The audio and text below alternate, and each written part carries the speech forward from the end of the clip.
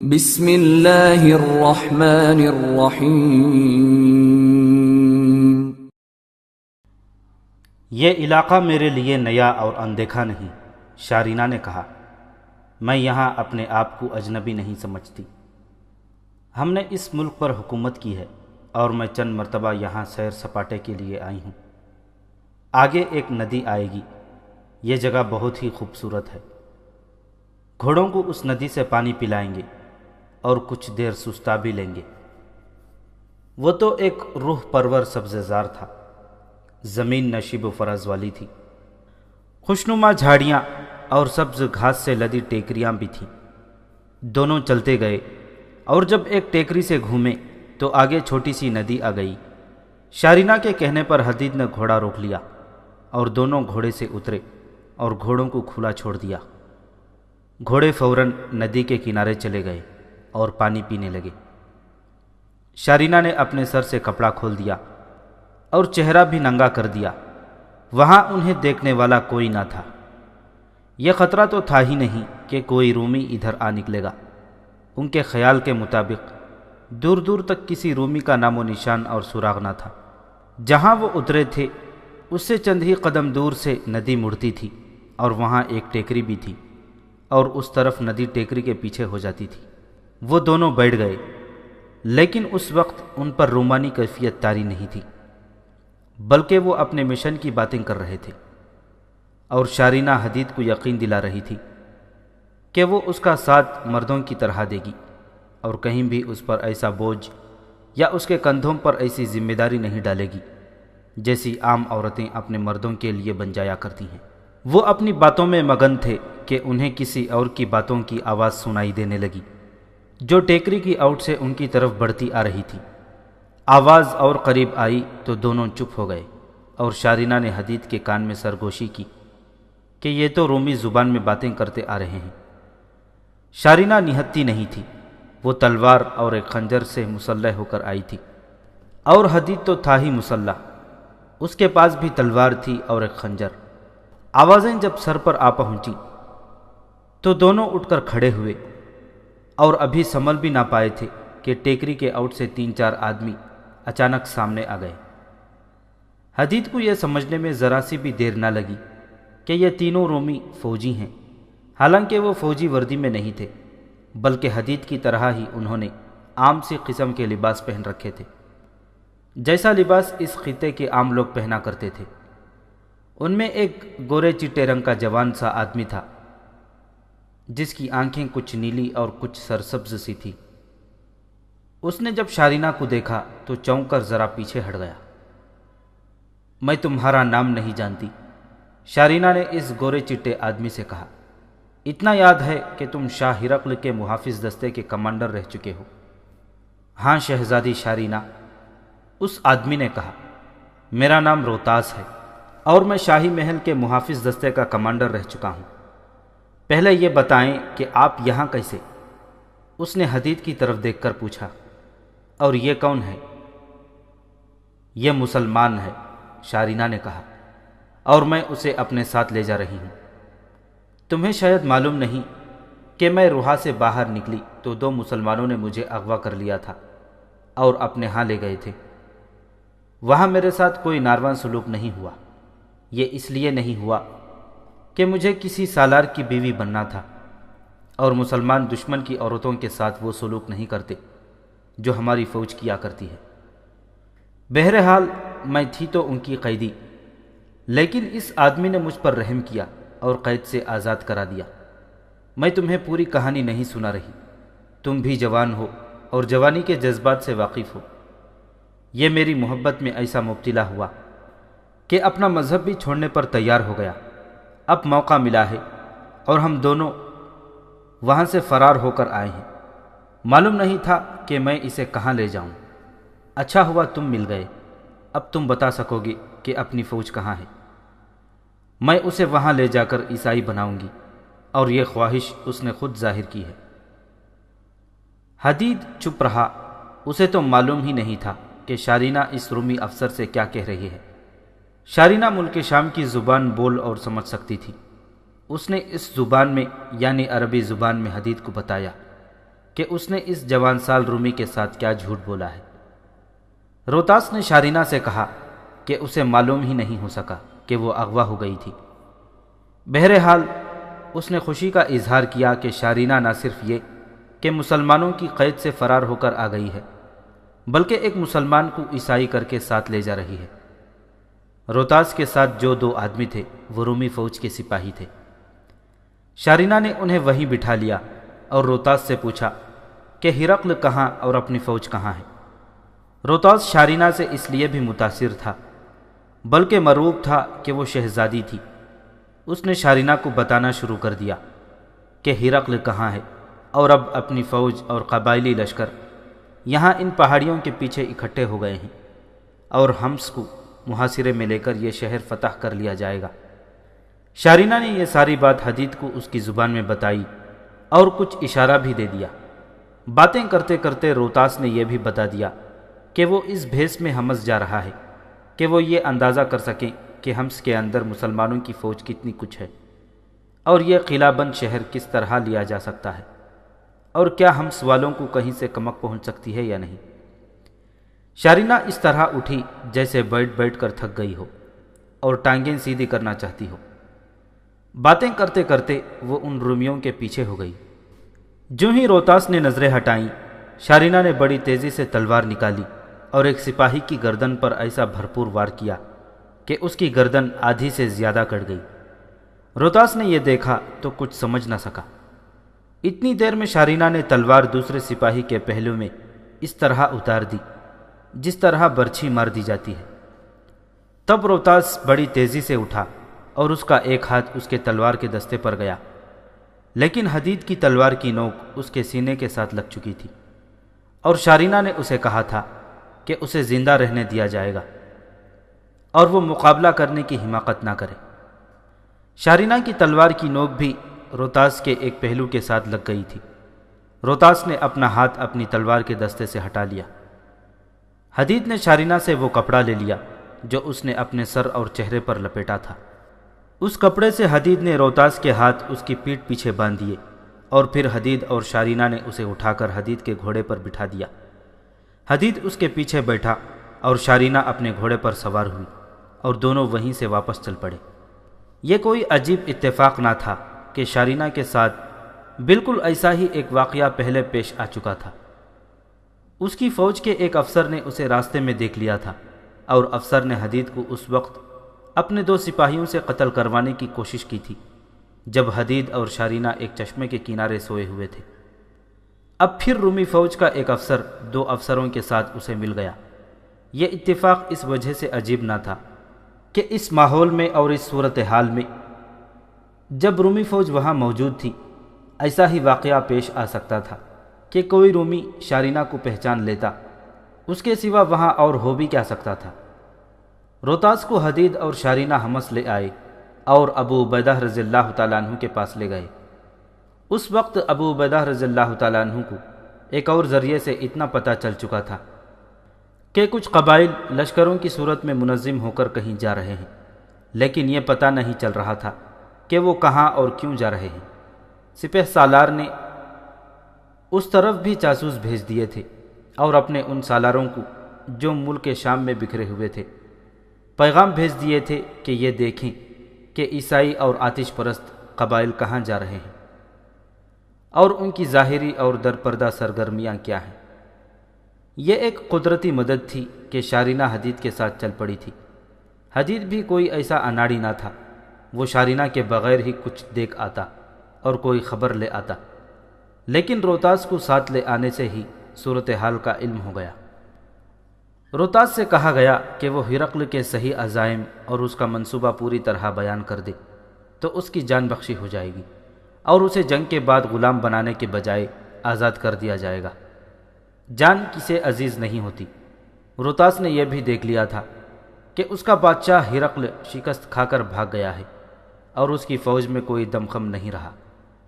روتاس نے سپہ سالار ابو عبیدہ رضی اللہ تعالیٰ عنہ کو ہرقل اور تمام قبائل کا سارا پلان سنا دیا اور یہ بھی بتا دیا کہ رومی فوج اور قبائلی لشکر حمص کو محاصرے میں لے چکے ہیں اور کچھ قبائلی لشکر پہنچ جائیں گے تو ہمس پر بڑا ہی زبردست حملہ ہوگا۔ طبری، بلازری اور جوزی نے خاص طور پر یہ واقعہ تاریخ کے دامن میں اس طرح ڈالا ہے کہ رومی فوج اور قبائلی لشکروں کی نفری 50,000 سے زیادہ تھی، اور حمس میں جو مجاہدین موجود تھے ان کی تعداد 3 اور 4,000 کے درمیان تھی۔ وہ لکھتے ہیں کہ یہ پہلا موقع تھا کہ ابو عبیدہ رضی اللہ تعالیٰ عنہ جیسے سپہ سالار کے چہرے کا رنگ زرد ہو گیا۔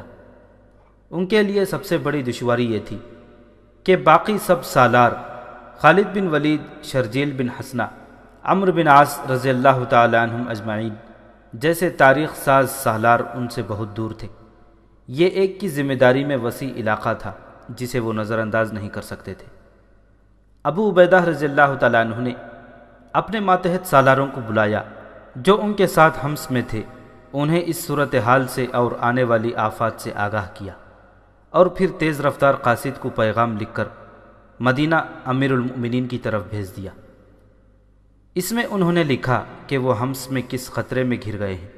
ایک تو انہیں ہدایات اور احکام دیے جائیں اور جس قدر کمک مل سکتی ہے بلا تاخیر بھیج دی جائے۔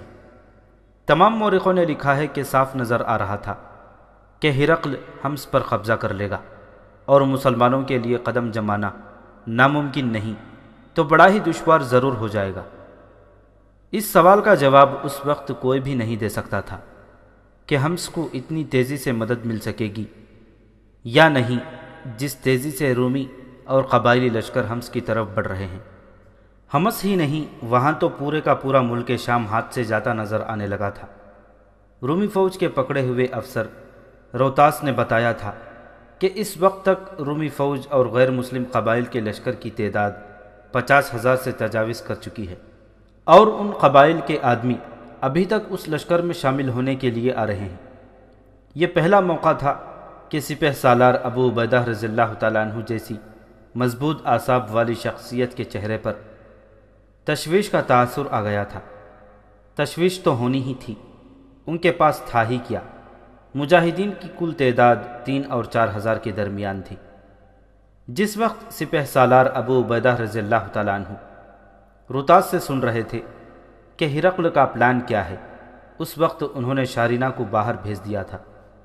شارینہ نے اپنا کام کر دیا تھا اور یہ اس کا بہت بڑا کارنامہ تھا، لیکن جنگی امور اور مسائل میں جن کا تعلق صرف مردوں یعنی سالاروں کی سطح کے مردوں کے ساتھ تھا، ایک عورت کی موجودگی ضروری بھی نہیں تھی اور مناسب بھی نہیں۔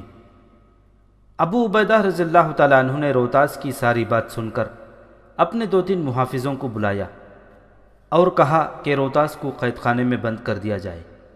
روتاس نے احتجاج کے لہجے میں کہا کہ اس نے ہر راز بتا دیا ہے اور میرے ساتھ وعدہ کیا گیا تھا کہ مجھے آزاد کر دیا جائے گا، تو پھر قید خانے میں کیوں ڈالا جا رہا ہے؟ ہم دل سے تمہاری قدر کرتے ہیں، ابو عبیدہ رضی اللہ تعالیٰ عنہ نے کہا۔ ہم تمہیں جنگی قیدی سمجھ کر قید خانے میں نہیں ڈال رہے۔ جو ہی جنگ ختم ہوگی ہم تمہیں پوری عزت اور احترام سے آزاد اور رخصت کریں گے۔ ابو عبیدہ رضی اللہ تعالیٰ عنہ نے محافظوں کو اشارہ کیا۔ محافظ روتاس کو اپنے ساتھ لے کر باہر نکل آئے۔ حدید بھی ان کے ساتھ آ گیا اور شارینہ کے پاس رک گیا۔ اسے کہاں لے جا رہے ہیں؟ شارینہ نے روتاس کے متعلق پوچھا۔ قید خانے میں۔ قید خانے میں کیوں؟ شارینہ نے پوچھا، اور جواب کا انتظار کیے بغیر بولی، انہیں روک لو حدید۔ سپہ سالار کے حکم میں دخل اندازی نہ کرو شارینہ، حدید نے کہا۔ تمہاری عقل ان تک نہیں پہنچ سکتی۔ میں سپہ سالار سے ملنا چاہتی ہوں، شارینہ نے کہا۔ تم بھی ساتھ آؤ۔ مجھ میں سپہ سالار جیسی عقل تو نہیں ہوگی، لیکن میری عقل میں ایک بات آ گئی ہے۔ حدید کی کوئی اور بات سنے بغیر شارینہ اندر چلی گئی۔ حدید بھی اس کے پیچھے چلا گیا کہ نہ جانے کیسی باتیں کہہ گزرے جو سپہ سالار کو اچھی نہ لگیں۔ سالار محترم، شارینہ نے اندر جاتے ہی کہا، میں آپ کے فیصلوں اور احکام میں دخل اندازی نہیں کر رہی، صرف یہ پوچھنے کی معافی چاہتی ہوں کہ اس رومی افسر کو آپ قید خانے میں کیوں قید کر رہے ہیں؟ اسے تو آپ نے آزادی کا وعدہ دیا تھا۔ میری عزیز بچی، سپہ سالار ابو عبیدہ رضی اللہ تعالیٰ عنہ نے ہلکی سی مسکراہٹ سے کہا، اگر یہ کارنامہ تمہارا نہ ہوتا تو میں تمہیں اس سوال کا جواب نہ دیتا۔ میں تمہارے جذبے کی دلی طور پر تعریف کرتا ہوں، لیکن تم ابھی کم عمر ہو، اس لیے نہیں سمجھ سکتی کہ جذبے کی لگام عقل کے ہاتھ میں نہ ہو تو جذبہ نقصان بھی دے جایا کرتا ہے۔ تمہیں یہ حق حاصل ہے کہ مجھ سے پوچھو کہ میں اسے قید خانے میں کیوں بند کر رہا ہوں۔ اگر اسے ابھی آزاد کر دیا تو یہ سیدھا ہرقل کے پاس پہنچے گا اور اسے بتائے گا کہ وہ مسلمانوں کے ہاتھ چڑھ گیا تھا اور اس نے یہ راز اگل دیا ہے۔ اس کی اس اطلاع پر ہرقل فوراً اپنے حملے اور محاصرے کا منصوبہ تبدیل کر دے گا۔ ہو سکتا ہے وہ حمص کو نظر انداز کر دے اور کسی اور شہر کو جا کر محاصرے میں لے لے جو ہمارے قبضے میں آ چکا ہے۔ یہ بھی ہو سکتا ہے کہ اس نے ہمیں غلط خبر دی ہو۔ یہ اطلاعیں مجھے پہلے ہی ملی ہیں کہ حمص سے دور پہاڑی علاقے میں ہرقل کی فوج اور قبائلی لشکر اس طرح اکٹھا ہو گیا ہے کہ حمص محاصرے میں ہے۔ بے شک فاصلہ زیادہ ہے، لیکن اس فوج اور لشکر نے اسی حالت میں پیش قدمی کی تو حمص بالکل ہی محاصرے میں آ جائے گا اور ہمیں قلعہ بند ہو کر لڑنا پڑے گا، اور ہمارا سب سے بڑا نقصان یہ ہوگا کہ کمک ہم تک نہیں پہنچ سکے گی۔ میں اپنے وعدے پر قائم ہوں۔ یہ محاصرہ توڑ دینے اور رومی فوج کو پسپا کرنے کے فوراً بعد روتاس کو آزاد کر دیا جائے گا۔ میں آپ کو خراج تحسین پیش کرتی ہوں محترم سالار۔ شارینہ نے کہا، آپ کے سامنے میری حیثیت کچھ بھی نہیں، پھر بھی آپ نے میری بات تحمل سے سنی ہے اور جواب دیا ہے۔ رومیوں کے ہاں کوئی چھوٹا آدمی اپنے سالار کے سامنے اونچا سانس بھی نہیں لے سکتا۔ میں ہرقل سے ایسی بات کرنے کی جرات ہی نہ کرتی، حالانکہ وہ میرا باپ ہے۔ باپ سے پہلے وہ اپنے آپ کو بادشاہ اور پھر افواج کا سالار سمجھتا ہے۔ شارینہ بیٹی، ابو عبیدہ رضی اللہ تعالیٰ عنہ نے کہا، میں اس وقت مصروف بھی ہوں اور کچھ پریشان بھی۔ اگر تمہیں کوئی خاص بات کہنی ہو تو وہ کہو۔ اپنی تعریفیں سننے کا ہمارے ہاں رواج بھی نہیں اور میرے پاس وقت بھی نہیں۔ تم مجھے خراج تحسین پیش نہ کرو۔ خراج تحسین کی حقدار تم خود ہو جس نے بہت بڑا کارنامہ کیا ہے۔ میں خاص بات ہی کہنا چاہتی ہوں، شارینہ نے کہا۔ اس رومی افسر روتاس کو قید خانے میں رکھنے کے بجائے کسی بڑے اچھے کمرے میں رکھیں، باہر پہرا کھڑا کروا دیں تاکہ اسے یہ احساس نہ ہو کہ یہ قیدی ہے۔ پھر مجھے اجازت دیں کہ میں اس سے ملتی رہوں۔ مجھے امید ہے میں اس کے سینے سے کچھ اور کام کی باتیں نکلوا سکوں گی۔ سپہ سالار ابو عبیدہ رضی اللہ تعالیٰ عنہ نے حدید کی طرف دیکھا، پھر ان 2-3 سالاروں کی طرف دیکھا جو وہاں موجود تھے۔ ابو عبیدہ رضی اللہ تعالیٰ عنہ کے ہونٹوں پر ہلکا سا تبسم تھا۔ خدا کی قسم، اس لڑکی نے عقل و دانش کی بات کی ہے، سپہ سالار ابو عبیدہ رضی اللہ تعالیٰ عنہ نے کہا۔ اور کیا تم سب نے محسوس نہیں کیا کہ میں کتنا پریشان ہوں اور میرا ذہن کہاں الجھ گیا ہے؟ میرا دماغ حاضر ہوتا تو یہ بات میں خود سوچ لیتا۔ شارینہ، روتاس کو قید خانے کے بجائے نہایت اچھے رہائشی کمرے میں رکھا جائے گا اور اسے یہ احساس دلایا جائے گا کہ وہ قیدی نہیں، ہمارا مہمان ہے، اور اس خوش اخلاقی کا میں اس پر ایسا تاثر دوں گی کہ یہ اسلام قبول کر لے گا۔ شارینہ نے کہا، لیکن میرا اولین مقصد یہ ہوگا کہ اس سے کچھ اور راز حاصل کر لوں۔ حدید میرے ساتھ ہوگا، لیکن میں روتاس سے اکیلے ملا کروں گی۔ ابو عبیدہ رضی اللہ تعالیٰ عنہ نے اسی وقت دربان کو بلا کر حکم دیا کہ اس رومی کو قید خانے میں نہ لے جایا جائے، اسے مہمان کے طور پر کہیں اور رکھا جائے گا۔ سپہ سالار نے اس کے مطابق حکم دے دیا کہ انتظام مکمل کیا جائے اور اس کے کمرے کے سامنے ہر وقت دن رات پہرا کھڑا رہے۔ ابو عبیدہ رضی اللہ تعالیٰ عنہ خالد بن ولید، سعد بن ابی وقاص اور عمرو بن عاص کے پائے کے سپہ سالار تھے۔ خالد بن ولید کی معزولی کے بعد امیر المؤمنین حضرت عمر رضی اللہ تعالیٰ عنہ نے لشکر کی کمان ابو عبیدہ رضی اللہ تعالیٰ عنہ کو دی تھی۔ انہوں نے ٹھیک کہا تھا کہ جو مشورہ شارینہ نے دیا تھا یہ خود ہی ان کے ذہن میں آ جانا چاہیے تھا، لیکن نہ آیا۔ وجہ یہ تھی کہ انہیں حمص ہاتھ سے جاتا نظر آ رہا تھا۔ اس پریشانی نے ان کے ہوش و حواس کو بھی مجروح کر دیا تھا کہ کمک پہلے پہنچتی ہے یا ہرقل کا لشکر۔ یہ ان کے بس میں تھا ہی نہیں کہ کمک رومی لشکر سے پہلے پہنچ جائے۔ وہ کچھ اور سوچنے کے قابل رہے ہی نہیں تھے۔ انہوں نے ایک کے بجائے اکٹھے 2 قاصد امیر المؤمنین حضرت عمر رضی اللہ تعالیٰ عنہ کی طرف دوڑا دیے تھے۔ انہوں نے قاصدوں کو بڑی سختی سے ہدایات دی تھی کہ وہ سوئیں گے تو گھوڑوں کی پیٹھ پر سوئیں گے اور کھائیں گے بھی تو چلتے گھوڑوں پر کھائیں گے۔ ایک ہدایت یہ بھی دی کہ 2 قاصد اس لیے بھیج رہے ہیں کہ راستے میں ایک کو کچھ ہو جائے اور وہ اتنا بیمار ہو جائے کہ موت نظر آنے لگے تو دوسرا قاصد اس کے لیے رکے نہیں، اکیلا ہی چلا جائے۔ ابو عبیدہ رضی اللہ تعالیٰ عنہ کے الفاظ یہ تھے کہ اڑ کر مدینہ پہنچو۔ اس دور کے قاصد ایسے نہیں تھے کہ پیغام لے کر چلتے تو اپنی مرضی کی رفتار سے جاتے اور خوش ہوتے کہ چلو میدان جنگ سے تو کچھ دنوں کی چھٹیاں ملیں۔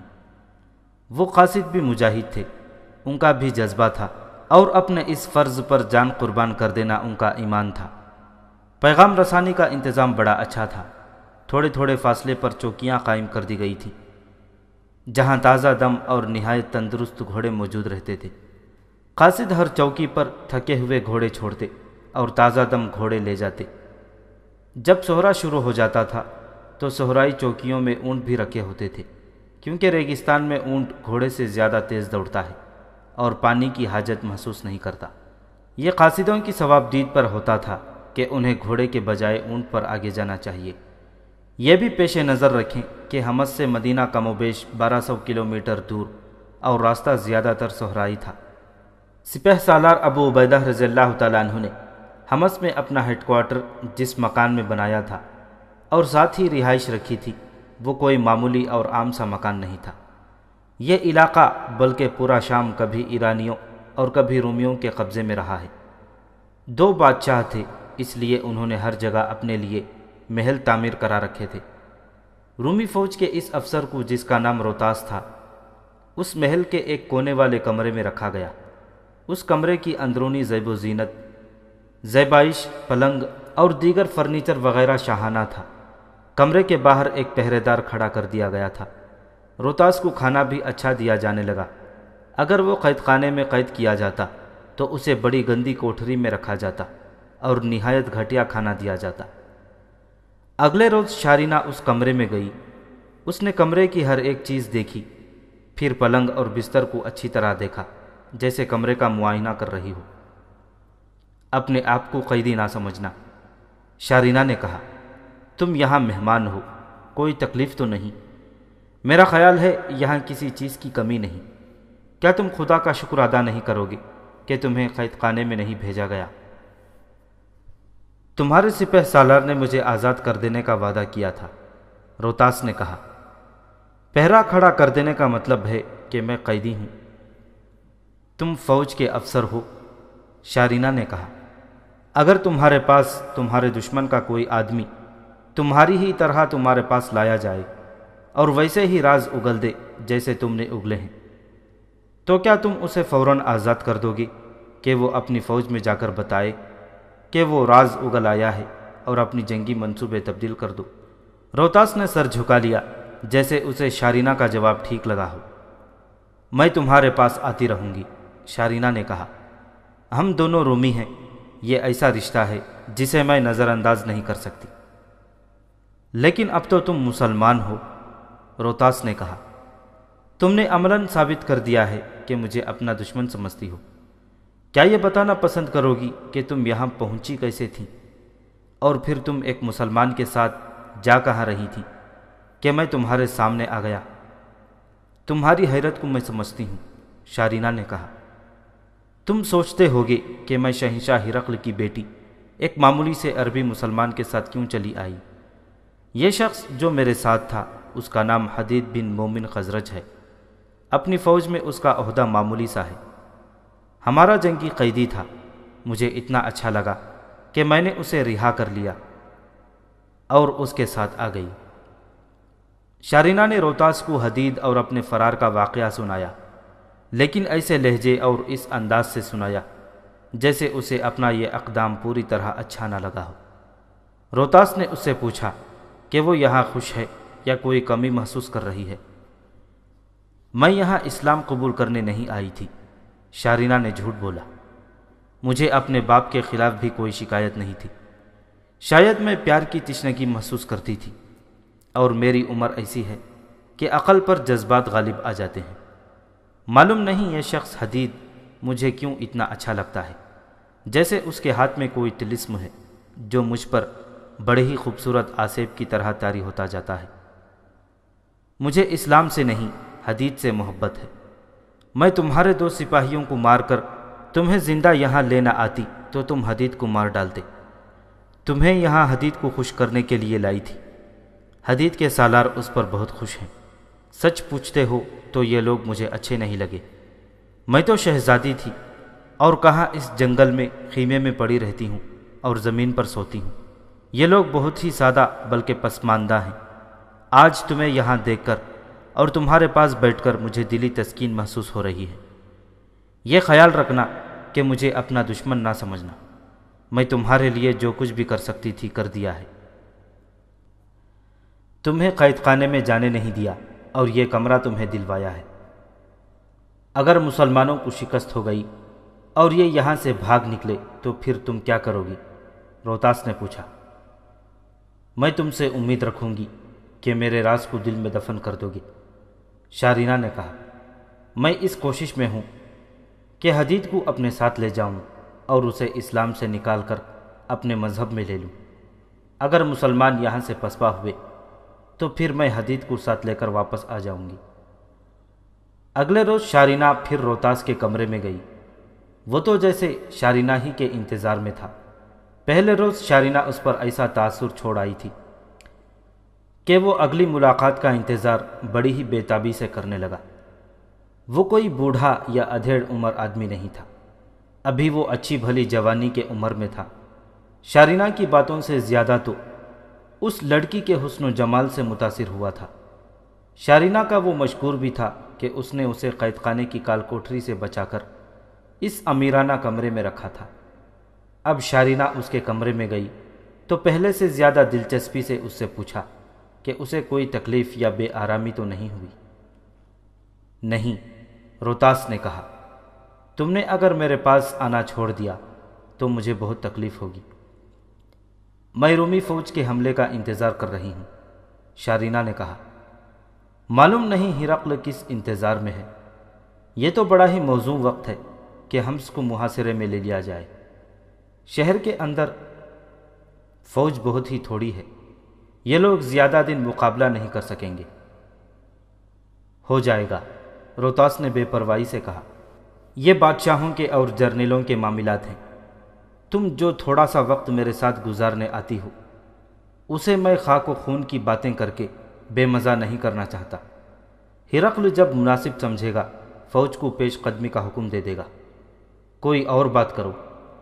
شارینہ نے محسوس کر لیا کہ روتاس اسے کوئی اور جنگی معاملے کی بات بتانے سے گریز کر رہا ہے۔ اس کا انداز ایک تو ٹالنے والا تھا، اور دوسرے یہ کہ وہ شارینہ جیسی حسین و جمیل لڑکی کے ساتھ شگفتہ اور رومانی باتیں کرنا چاہتا تھا۔ شارینہ نے اس کے ساتھ ایسی ہی ہلکی پھلکی پر لطف باتیں شروع کر دیں۔ میری ایک ضرورت پوری نہیں ہو رہی، روتاس نے کہا۔ میں شراب کے نشے سے ٹوٹا ہوا ہوں۔ تم جانتی ہو کہ ہم لوگ پانی کی طرح شراب پیتے ہیں، لیکن یہاں ایک قطرہ دیکھنے کو نہیں ملتا۔ تم شاید نہیں جانتے، شارینہ نے کہا، مسلمان شراب نہیں پیتے۔ یہی نہیں کہ یہ شراب نہیں پیتے بلکہ اسے گناہ سمجھتے ہیں اور شراب پینے والے کو سزا دیتے ہیں۔ شارینہ بڑی ذہین اور فہم و فراست والی لڑکی تھی۔ روتاس نے شراب کا نام لیا تو شارینہ کو یاد آیا کہ اس کی قوم تو اتنی شرابی ہے کہ پانی نہ ملے تو نہ صحیح، شراب ضرور مل جائے۔ شارینہ نے سوچا کہ یہ روتاس کی ایسی کمزوری ہے جسے ہاتھ میں لے لیا جائے تو اس کے اندر سے سارے راز نکالے جا سکتے ہیں۔ یہی سوچ کر شارینہ نے شراب ہی کی بات چلنے دی اور ایسی باتیں شروع کر دیں کہ روتاس شراب کی طلب پہلے سے زیادہ محسوس کرنے لگے گا۔ اب تو صاف پتہ چل رہا تھا کہ وہ بری طرح نشے سے ٹوٹا ہوا تھا۔ کچھ کرو شارینہ، روتاس نے کہا۔ اس شہر میں عیسائی بھی رہتے ہوں گے اور وہ شراب تو ضرور ہی پیتے ہوں گے۔ کسی طرح کسی عیسائی یا کسی بھی غیر مسلم کے گھر سے شراب لا دوں۔ لا تو دوں، لیکن میں پکڑی گئی تو مجھے یہ لوگ سزا دیں گے۔ میں اپنے آپ کو اس خطرے میں نہیں ڈالنا چاہتی۔ اب تو روتاس نے شارینہ کی منت سماجت شروع کر دی۔ آخر شارینہ نے کہا کہ وہ پوری کوشش کرے گی اور اسے شراب لا دے گی، لیکن ہر روز نہیں لا سکے گی۔ اگر لا سکی بھی تو اسے نہیں دے گی، کیونکہ پہرے دار ہر وقت دروازے کے باہر موجود رہتا ہے۔ اس نے شراب کی بو سونگھ لی تو سیدھا اندر آ جائے گا اور دونوں کو شراب خوری کے جرم میں سپہ سالار کے آگے کھڑا کر دے گا۔ پھر سپہ سالار کوڑوں کی سزا دے گا، جو شاید ہی کوئی برداشت کر سکتا ہے۔ کچھ وقت روتاس کے ساتھ گزار کر شارینہ وہاں سے نکلی اور حدید سے ملی۔ حدید سے کہا کہ وہ کسی طرح شراب کا انتظام کر دے۔ حدید یہ سمجھا کہ شارینہ ایک رومی کو خوش کرنا چاہتی ہے۔ حدید نے اسے بتایا کہ شراب خوری جرم ہے اور اس کی سزا کیا ہے۔ یہ میں یہاں کی عورتوں سے سن چکی ہوں، شارینہ نے کہا۔ روتاس سے میں نے ابھی بہت کچھ پوچھنا ہے، لیکن وہ ٹال مٹول کر رہا ہے اور مجھے شک ہے کہ وہ اور کچھ نہیں بتانا چاہتا۔ آج اس نے شراب مانگی ہے اور وہ بری طرح نشے سے ٹوٹا ہوا ہے۔ میں چاہتی ہوں کہ اسے تھوڑی سی یا جتنی بھی مل جائے پلا کر اس سے کچھ اور باتیں معلوم کروں۔ روتاس نے ٹھیک کہا تھا کہ ہمس میں عیسائی بھی آباد ہیں، بت پرست بھی ہیں، اور شاید ایک دو گھر آتش پرستوں کے بھی ہیں۔ ان لوگوں کے ہاں شراب ہوگی۔ ایک اور بات یاد آ گئی ہے، حدید نے کہا۔ اس سے یہ بھی معلوم کرنا ہے کہ ہمس میں ہرقل کے جاسوس موجود ہیں یا نہیں۔ اگر موجود ہیں تو بتائے کہ وہ کون کون ہیں۔ حدید کے لیے یہ کام مشکل نہیں تھا۔ اس نے 2-3 غیر مسلم گھروں سے کچھ شراب اکٹھی کر لی اور چھوٹے مشکیزے میں ڈال کر مشکیزہ شارینہ کے حوالے کر دیا۔ اس کے ساتھ ہی حدید نے شارینہ کو بتایا کہ وہ سپہ سالار سے اجازت لے لے گا کہ روتاس سے مزید راز اگلوانے کے لیے اسے شراب پلانی ضروری ہے اور اس کی اجازت دے دی جائے۔ حدید نے سپہ سالار سے یہ اجازت بھی لے لی اور طے یہ پایا کہ روتاس کو نہ بتایا جائے کہ شراب نوشی کی اجازت لے لی گئی ہے، بلکہ اسے اس تاثر میں رکھا جائے کہ اسے چوری چھپے شراب پلائی جا رہی ہے۔ پہرے داروں کو بھی کہہ دیا گیا کہ انہیں کمرے سے شراب کی بو آئے تو اسے نظر انداز کر دیں۔ اگلے روز شارینہ شراب کا ایک چھوٹا سا مشکیزہ ایک چادر میں لپیٹ کر روتاس کے پاس گئی اور اسے بتایا کہ اس نے بہت بڑا خطرہ مول لیا ہے اور اب وہ بچ بچا کر پی لے۔ روتاس نے شارینہ سے مشکیزہ اس طرح لیا جیسے اس سے چھینا ہو۔ شارینہ نے کمرے کا دروازہ بند کر لیا۔ روتاس نے شراب گلاس میں ڈال کر پینی شروع کر دی اور شارینہ سے کہا کہ وہ بھی پیے، لیکن اس لڑکی نے انکار کر دیا۔ شراب اپنے سامنے دیکھ کر میں بڑی مشکل سے اپنے آپ پر جبر کر رہی ہوں، شارینہ نے کہا، لیکن میں مجبور ہوں۔ اگر ایک گھونٹ بھی پی کر حدید کے پاس گئی یا کسی کے بھی پاس سے گزری تو وہ مجھے پکڑ لے گا اور پھر یہ کوئی نہیں دیکھے گا کہ یہ لڑکی کون ہے اور کس کی بیٹی اور یہ کتنی اہم ہے۔ وہ مجھے سپہ سالار کے ہاں پیش کر دیں گے اور سپہ سالار ایسی سزا دے گا جو میں برداشت نہیں کر سکوں گی۔ اس دوران روتاس پیتا ہی چلا گیا اور اب اس نے جو باتیں کی ان میں ہلکی پھلکی لڑکھڑاہٹ تھی۔ وہ نارمل حالت میں رہا ہی نہیں تھا۔ میں واپس جانا چاہتی ہوں، شارینہ نے کہا۔ یہاں کی پابندیاں دیکھو کہ شراب بھی نہیں پینے دیتے۔ معلوم نہیں شاہ ہرقل کب حملہ کرے گا۔ حمس سے مسلمان بھاگے تو میں یہی رہوں گی۔ تم مجھے بتاتے کیوں نہیں کہ حملے میں اتنی تاخیر کیوں کی جا رہی ہے؟ میں تو سوچتی ہوں کہ مجھے موقع ملے تو میں ہرقل کے پاس پہنچ جاؤں اور اسے کہوں کہ یہی وقت حملے کا ہے۔ اگر ادھر ادھر سے کمک آ گئی تو پھر رومیوں کے لیے حمس فتح کرنا ممکن نہیں رہے گا۔ اس کی کچھ وجوہات ہیں، روتاس نے کہا۔ سب سے بڑی وجہ یہ ہے کہ شاہ ہرقل بہت ہی محتاط ہو گیا ہے۔ وہ خود کتنا ہی جرأت اور ہمت والا کیوں نہ ہو، لڑنا تو فوج نے ہے۔ ساری فوج پر مسلمانوں کی دہشت طاری ہو گئی ہے۔ وہ تو ہونی ہی تھی، شارینہ نے کہا۔ مسلمانوں نے ہر میدان میں ہماری فوج کو بہت بری شکست دی ہے اور پورے کا پورا ملک فتح کر لیا ہے۔ ادھر ایرانیوں کو اسی طرح مسلمان شکست دیتے دیتے ان کے ملک سے ہی باہر لے گئے ہیں۔ وہ خبریں بھی ہماری فوج تک پہنچتی رہی ہیں۔ حیرت اور دہشت کی وجہ اور ہے، روتاس نے کہا۔ حیرت اس پر کہ مسلمانوں کی تعداد ہمارے مقابلے میں بہت ہی تھوڑی، اور دہشت یہ ہے کہ اتنی تھوڑی تعداد میں انہوں نے اتنی بڑی اور طاقتور فوج کو شکست دی ہے۔